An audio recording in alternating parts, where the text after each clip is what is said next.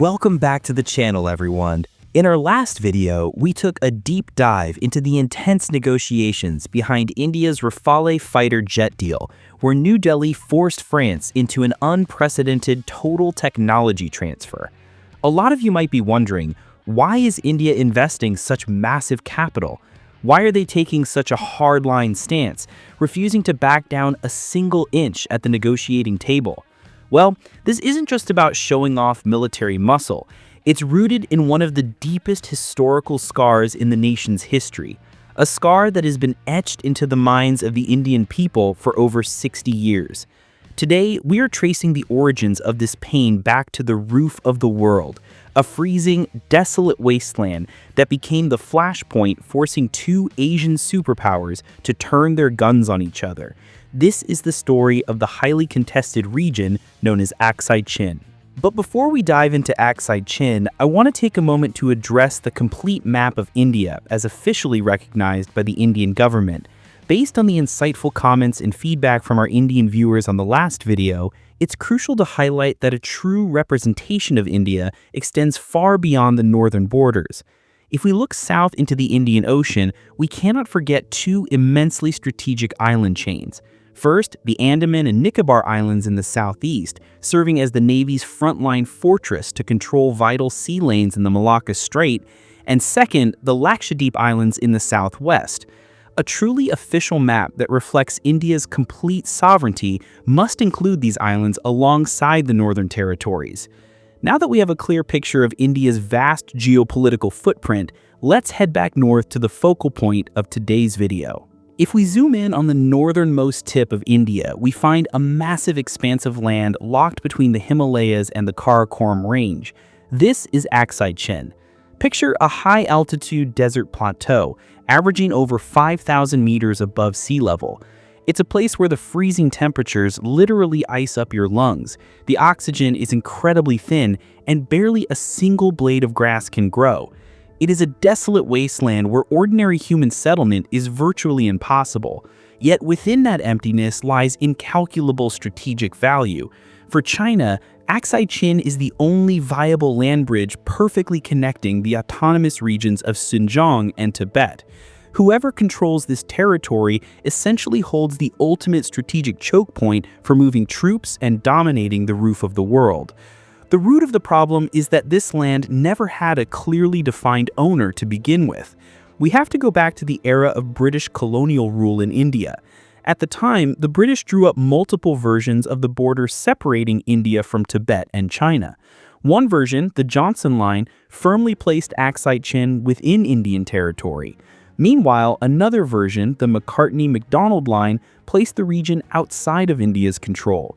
When the British finally withdrew and India gained its independence, the early Indian government adopted the Johnson Line as its official map, claiming 100% rightful ownership over Aksai Chin. At the same time, the newly established People's Republic of China refused to recognize any borders drawn by Western imperialist colonizers.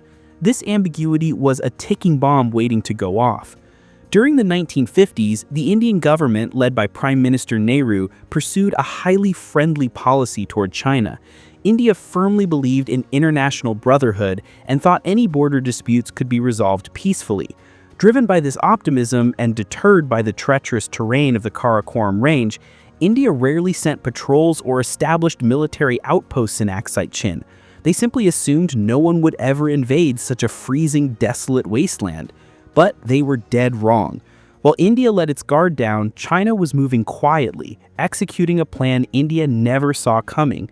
Because Aksai Chin connects much more smoothly to the Tibetan and Xinjiang plateaus than it does to India, China was able to move manpower and heavy machinery into the region with relative ease.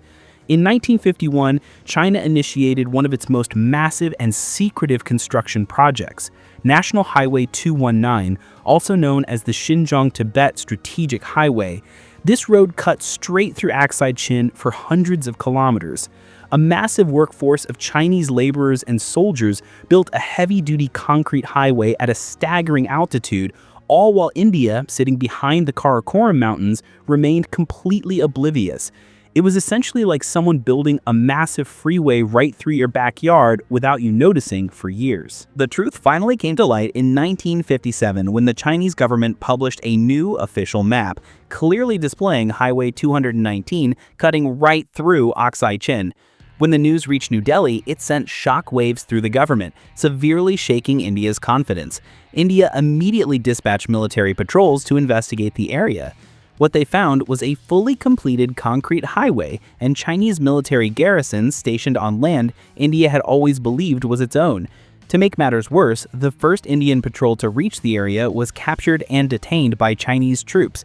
This incident was a massive diplomatic slap in the face and marked the beginning of a rift that would never heal. When diplomatic talks failed and China flat out refused to withdraw, the Indian government, facing immense domestic pressure, decided to implement what was known as the forward policy. This policy ordered the Indian Army to establish small outposts and garrisons as close to the Chinese positions as physically possible, applying pressure and signaling that India would not surrender the territory. India's goal at the time wasn't to start a full-scale war. They were simply hoping that close-quarters confrontation would force the Chinese to back down. But that turned out to be a catastrophic miscalculation. China viewed India's forward policy as a direct provocation and an invasion of its sovereignty. In October 1962, the People's Liberation Army, or PLA, launched a massive, lightning-fast counteroffensive. Swarms of Chinese troops, highly prepared and fully acclimatized to the extreme altitude, overran Indian positions across the border. It wasn't a fair fight. Not because the Indian soldiers lacked bravery, but due to severe tactical and geographical disadvantages. Indian troops had to climb up from lower elevations, fighting in freezing conditions while severely lacking winter gear and adequate supplies. Meanwhile, the Chinese had a strategic highway right behind them for logistics and held the high ground. The war ended swiftly within 1 month. India entirely lost control of Aksai Chin, and China declared a unilateral ceasefire, pulling back to what is now known as the Line of Actual Control, or LAC, a status quo that remains to this day. The defeat in the 1962 war stands as the single biggest turning point in modern Indian military history. It wasn't just a loss of territory, it was the complete shattering of India's political innocence. India realized that day that it could no longer rely on fragile peace or the goodwill of its neighbors. If a nation is weak and lacks a formidable military, its sovereignty can be stripped away at any moment. The scar of Aksai Chin served as a brutal wake-up call, altering the nation's strategic trajectory forever. Shifting away from a diplomacy-first approach, India began pouring massive capital into reforming its military, building defense infrastructure, and aggressively developing its own weapon systems. Many people ask, considering India's current strength, complete with nuclear weapons and a massive standing army, why don't they just march in and take Aksai Chin back? The answer is that India is playing a very long strategic game. New Delhi knows that a full-scale war with China in the high Himalayas would result in catastrophic casualties for both sides and could easily escalate into a nuclear conflict that nobody wants. Therefore, India's current objective isn't a hasty invasion, but strictly maintaining the status quo while building enough strength to ensure history never repeats itself. To truly grasp the urgency of India's current military modernization, we have to look at a much more recent event that violently ripped the scab off that 1962 scar. I'm talking about the deadly Galwan Valley clash that erupted in June 2020. For decades, the Line of Actual Control had seen its fair share of tense border standoffs, but they were largely resolved through established military protocols without a single bullet being fired. But Galwan changed everything. In the freezing darkness of the Himalayas, Indian and Chinese troops engaged in brutal, medieval-style hand-to-hand combat, resulting in dozens of casualties in the treacherous, icy ravines. That night in Galwan shattered any remaining illusions that the border dispute was just a dormant historical issue. It was a stark, bloody reminder that the threat from Beijing is immediate, physical, and highly aggressive. It proved that China's strategy of slowly encroaching on disputed territory, often referred to in military circles as salami slicing, is still very much in play. For the Indian government and its military commanders, Galwan was the ultimate catalyst.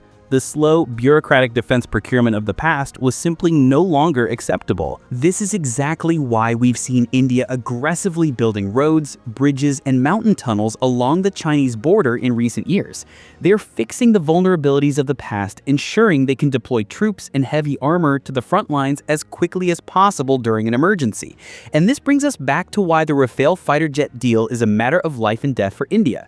Stationing state-of-the-art combat aircraft at air bases near the Chinese border, armed with indigenous long-range missiles, sends the clearest possible message to Beijing. The India of today is not the India of 1962. If anyone dares to cross the line, they are ready to respond immediately with overwhelming firepower. The scar of Aksai Chin may be a painful memory, but it has also acted as the ultimate forge, tempering India like steel. A crisis from the past provided the momentum for the nation to stand entirely on its own 2 feet, ultimately rising as a military superpower that the world can no longer ignore.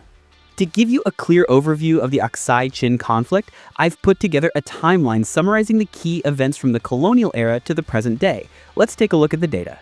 As you can clearly see from the timeline, this conflict is highly complex and deeply rooted in the era when Western powers loosely drew up borders. The flip-flopping between the Johnson line and the McCartney-MacDonald line left a devastating legacy for future generations. But the most critical turning point you'll notice is between 1951 and 1957. The fact that China was able to build a strategic highway hundreds of kilometers long without the rightful owners even noticing perfectly illustrates the brutal geography that completely cut Aksai Chin off from India's center of power. And the 1962 war was simply the ultimate proof that in global geopolitics, the side that is better prepared and occupies the ground first holds the true advantage. The story of Aksai Chin is a monumental lesson in both history and military strategy. So what do you guys think? In the near future, how will India handle this contested territory? Will accumulating military assets like the Rafale jets be enough to force China back to the negotiating table? Or will the situation along the LAC escalate into another major clash? Drop your thoughts in the comments below. I'm looking forward to reading what you have to say. If you enjoyed this deep dive into history and geopolitics, please don't forget to like, share, and subscribe to our channel so you don't miss out on more intense global stories in our next video. That's all for today. Thanks for watching, and I'll see you in the next one.